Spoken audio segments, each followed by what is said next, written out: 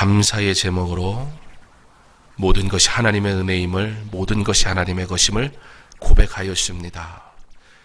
감사의 고백이 오직 하나님께 영광이 되게 하사 주 영광 나타내는 믿음의 길, 복된 길 살게 하옵소서. 험한 세상, 한 치 앞도 알 수 없는 우리의 인생, 주와 동행하며 복된 길 걷게 하사 하나님 예비하신 축복을 받아 누리는 모든 믿음의 성도, 주의 자녀들 되게 하옵소서. 모든 것이 하나님의 것임을 고백하며 드리는 인생, 그가 바로 복된 인생임을 알게 하사 주 앞에 드리기에 힘쓰는 믿음의 삶 살게 하옵소서.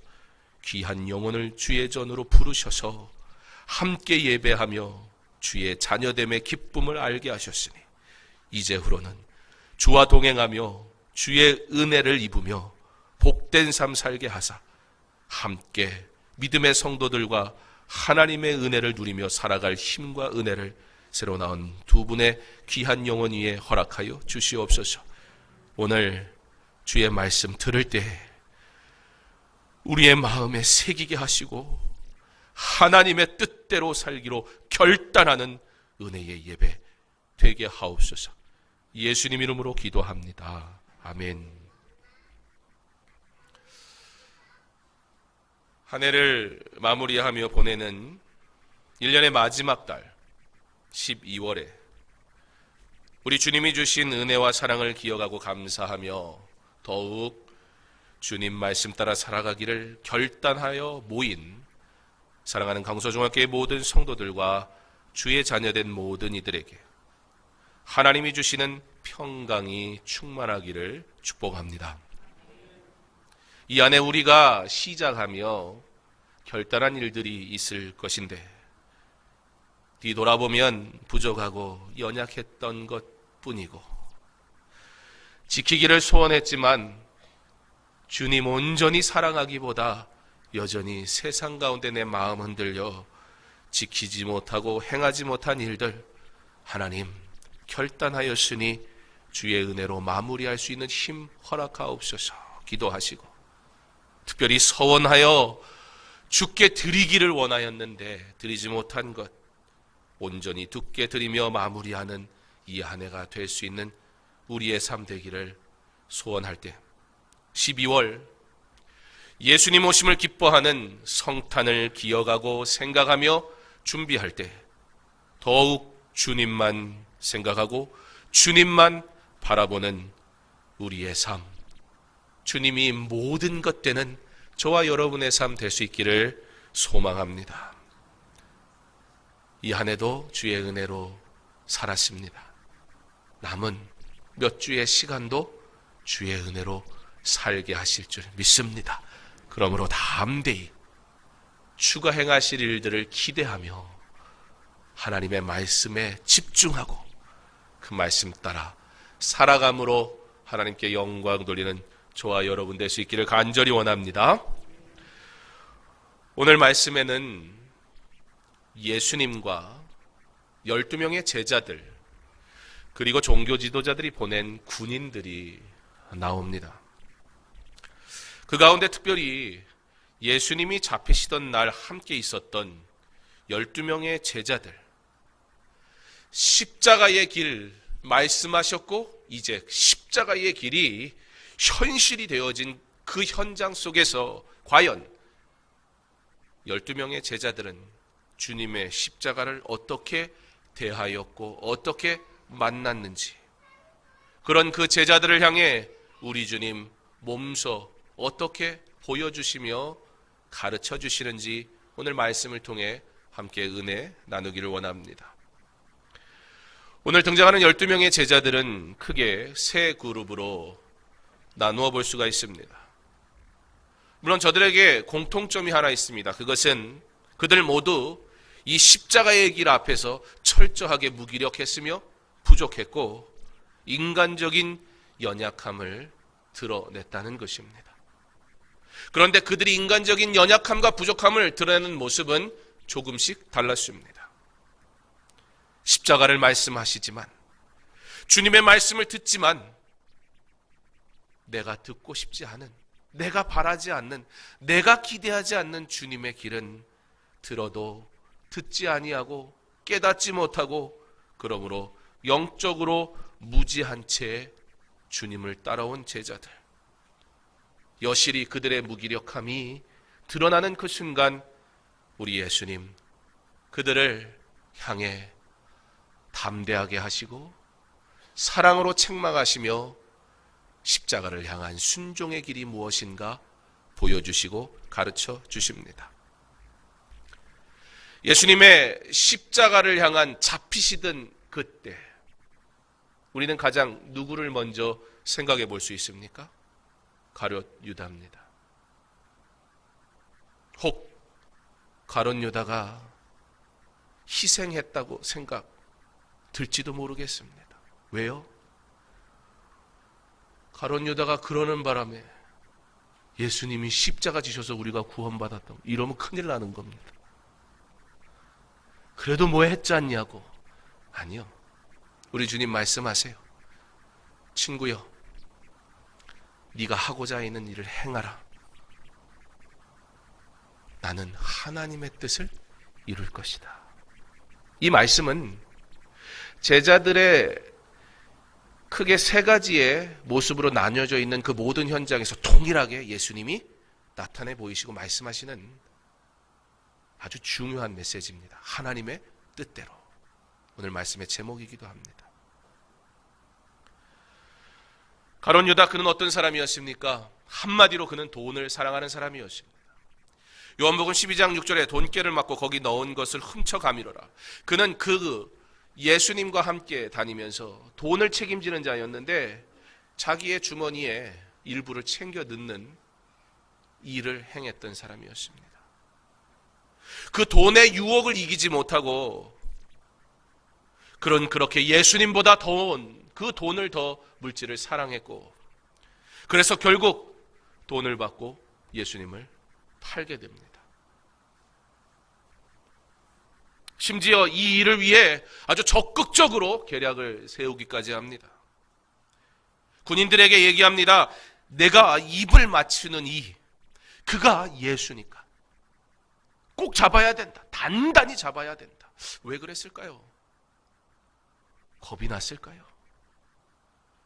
예수님의 기적과 예수님의 능력을 함께 봤던 가룟 유다니 웬만한 군대 가지고 이거 어설프게 했다가는 그 예수님 잡다가 풀려나면 어떡합니까? 자기 어떻게 되는 거예요? 그래서 그랬을까요? 그가 누가 예수님인지 내가 정확하게 가르쳐 줄 거니까 지체하지 말고 단단하게 그를 끌어가야 된다. 그리고는 실제 그는 그렇게 행동합니다. 랍비여, 선생님이여. 그러면서 예수님을 안고 입 맞춥니다. 당시에 입을 맞춘다는 것은 존경의 표시였습니다. 특별히 여기서 입 맞추다라는 이 단어는 단순히 그냥 형식적으로 한 게 아니라 열정을 다해 마음을 모아 입을 맞췄다 그런 뜻이에요. 그리고 이 단어 오늘 여기서 사용된 가룟 유다가 예수님께 입 맞추었다라고 사용된 이 단어는 성경 여러 군데 나오는 가운데 특별히 우리가 알만한 두 가지 사건에서도 사용되는데요. 언제 사용됐느냐? 하나는 아버지 이제는 아버지의 재산 내게 주시고 나는 내 살 길 가겠습니다. 방탕하게 살다가 빌어먹는 인생이 돼버리고 내가 여기서 돼지우리에서 돼지 먹이나 먹고 사느니 차라리 종 된다면 아버지의 집에 가서 종노릇이라도 해야겠다. 그리고 아버지의 사랑은 기대도 하지 못한 채 두려운 마음으로 걸어가던 그 아들을 바라본 아버지가 그 아들에게 뛰어가 그를 안으면서 입 맞출 때 오늘 가룟 유다의 입 맞추다라는 이 단어를 그대로 사용했었습니다. 또 하나 바울이 전도여행 복음 증가하는 선교여행을 떠나는 그 모습을 보고 장로들이 그를 존경함과 그를 사랑하는 마음으로 바울을 보내며 입 맞출 때 오늘 가룟 유다가 예수님을 입맞췄다는 이 단어가 그곳에서도 사용되었습니다. 입맞춤, 사랑과 존경과 소중히 여김의 표시였던 그 입맞춤. 그런데 그 존경의 입맞춤을 가룟 유다는 자신의 교활함을 감추기 위한 도구로 사용합니다. 그런데 그런 그를 향해 예수님 뭐라고 하세요? 화를 내질 않으세요. 너무 큰 배신 앞에 우리 주님 그를 적어도 표면적으로 꾸짖으진 않으세요.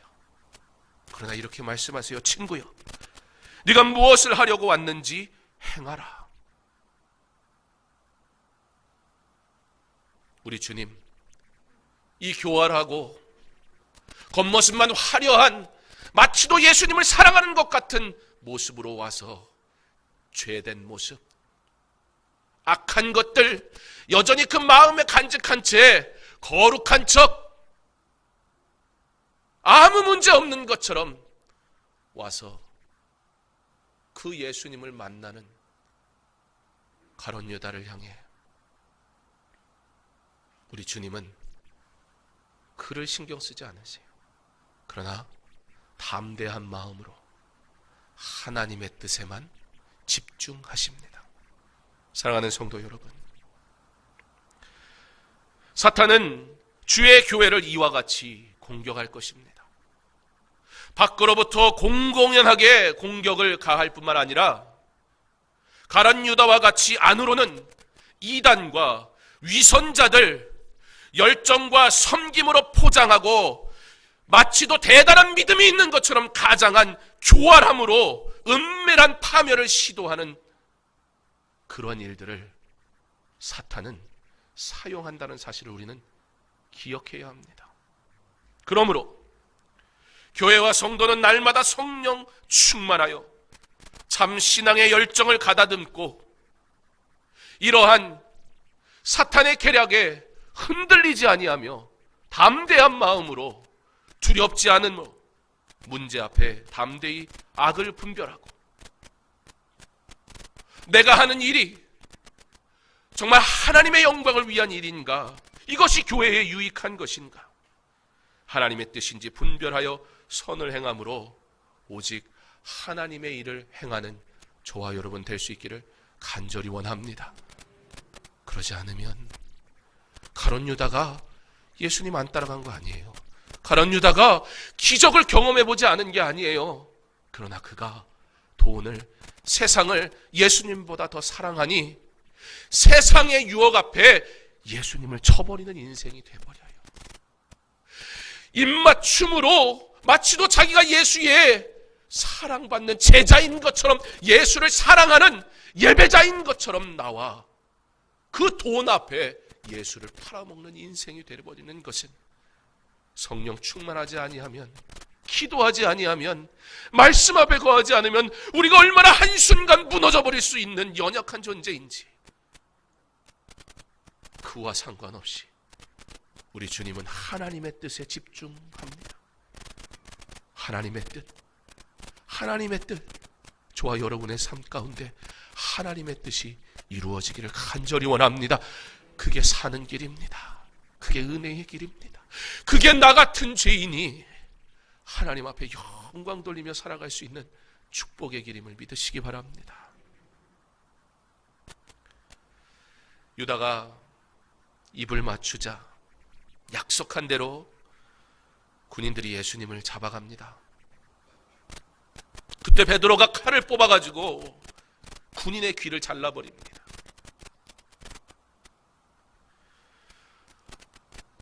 그랬을 것 같은 그림이 그려져요. 베드로가 원래 한 성격 하거든요. 너는 나를 누구라 하느냐? 주는 그리스도시요 살아계신 하나님의 아들이시니이다. 베드로는요, 말 기가 막히게 해요. 행동도 거침없어요. 예수님의 시신이 사라졌다는 얘기를 듣고 제자들이 잡혀 죽을까 봐 문 잠그고 가만히 있다가 그 소식을 듣고는 누가 가장 먼저 튀어나갔어요? 베드로가. 물론 도착은 요한이 했어요. 요한이 제일 젊었거든요. 막 뛰어갔는데요. 요한이 무덤 앞까지는 딱 갔는데 무서워서 못 들어가나 봐요. 들어갈까 말까. 베드로가 요한보다 뒤처졌지만 베드로는 거침없어요. 그냥 무덤 안으로 들어가 버려요. 그게 베드로의 성격이었어요. 그러니까 베드로가 예수님 잡으러 왔다고 군인이 오지요. 가룟 유다가 너 이놈 배신을 해? 용납이 안 되는 거예요. 근데 예수님이 막 혼내셔야 되는데 친구여 네가 행할 일을 해라 이러니까 막 감당이 안 되는 거예요. 그런데 눈에 칼이 보이는 거예요. 그 칼을 뽑아다가 귀를 잘라버립니다. 어떻게 보면 정말 예수님 사랑하는 것 같지 않습니까? 그런데 오히려 예수님은 가룟 유다에게서는 그냥 잔잔하게 말씀하시고 오늘 예수님을 위해서 열정을 불태운 베드로를 향해서는 꾸짖으세요. 마태복음 26장 53절에 이렇게 말씀하십니다. 너는 내가 내 아버지께 구하여 지금 12군단 더 되는 천사를 보내시게 할 수 없는 줄 아느냐? 주님의 힘이 부족해서가 아니라 오직 주님은 하나님의 뜻을 이루기 위하여 잠잠할 뿐이었습니다. 예수님 그들에게 십자가에 대해 수도 없이 말씀하셨어요. 그런데 제자들 그들은 예수님의 기적만 기억해요. 말씀을 하시지만 내가 듣고 싶은 말씀만 들어요. 내가 원하는 말씀만 받아요. 내가 기억하고 싶은 말씀만 취사 선택해서 기억해요. 예수님이 십자가 그렇게 말씀하셨는데 그 십자가 내가 바라는 게 아니에요. 예수님의 죽음 그런 건 생각조차 하고 싶지 않아요. 귀를 닫고 있다가 십자가가 현실이 되니 말씀이 없으니까 제자인데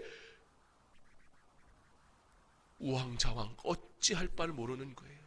내 성격대로 해버리는 거예요. 사랑하는 성도 여러분,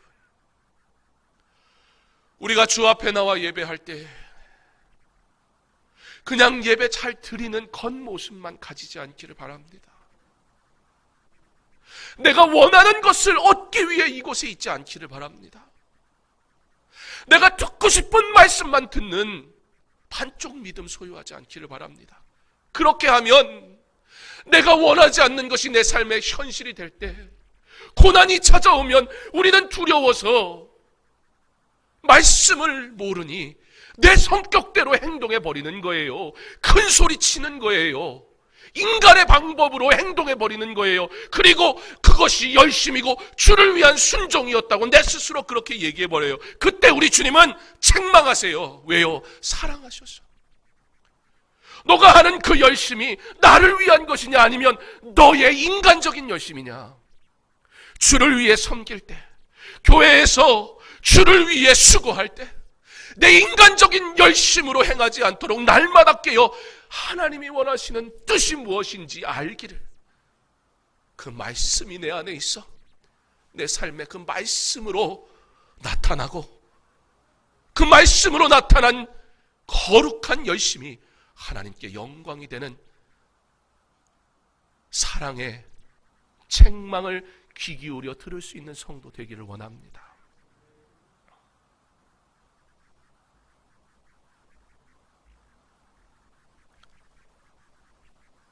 오늘 말씀은 제자들이 다 예수를 버리고 도망하니라 이렇게 끝납니다. 궁금했어요. 저희가 성경을 함께 봉독하잖아요. 오늘 이 말씀을 봉독한 후에 우리 성도님들은 아멘을 크게 할까 적게 할까? 이게 도대체 어느 대목에서 내가 아멘을 해야 되는 건가? 제자들이 다 예수를 버리고 도망하니라 아멘. 집에 다 가셔야 돼요.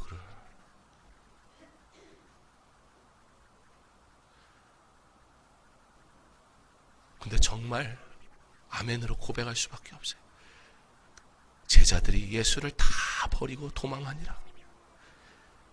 말씀이 없는 죄악된 인생은 아무리 잘났어도, 아무리 많이 배웠어도, 아무리 많이 소유했어도 하나님을 알 길이 없는 거예요. 그게 우리예요. 근데 우리가 어디에 있어요? 오늘 날씨도 안 좋은데 뭐 굳이 오늘 우리가 여기에 나온 거예요? 십자가의 은혜를 우리가 알아서 그 사랑 때문에 오늘 저와 여러분이 여기에 있는 줄 믿습니다. 이게 기적입니다. 예수님 다 버리고 도망가야 될 인생이 주 앞에 나왔으니 이게 은혜입니다.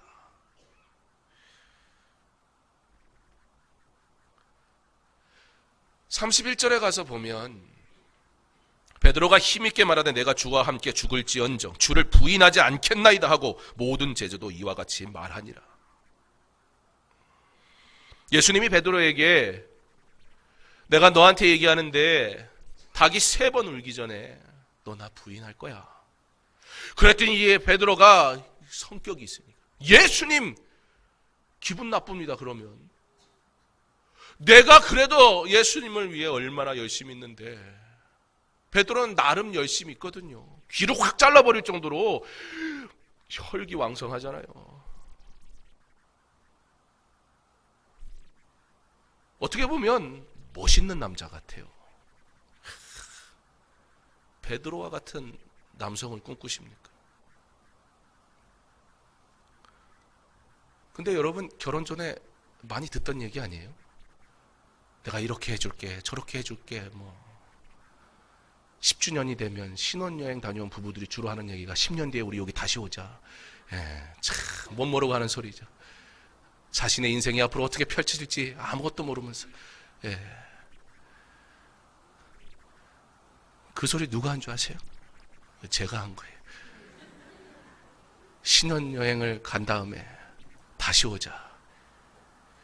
5을 내리고 다시 갈랬더니 이 비행기 값만도 이 기하급수적으로 올라가서 이게 안 되겠더라고요.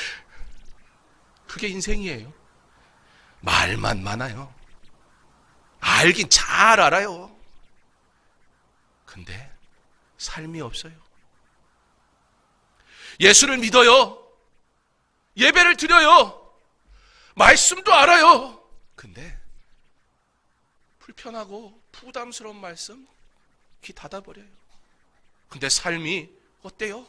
나그네 인생길 당연히 문제가 있을 수밖에 없어요. 고난이 찾아와요. 그때 덜컥 두려운 거예요. 근데 31절에서는 어떻게 제자들이 이렇게 얘기했을까요? 그때는 대단한 믿음이 있었는데 갑자기 오늘 50절에 와가지고는 믿음이 확 사라져 버렸습니까? 이유가 있어요.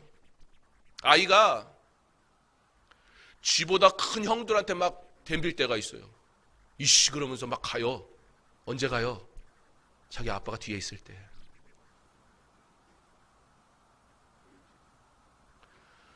제자들 믿음이 아니었어요.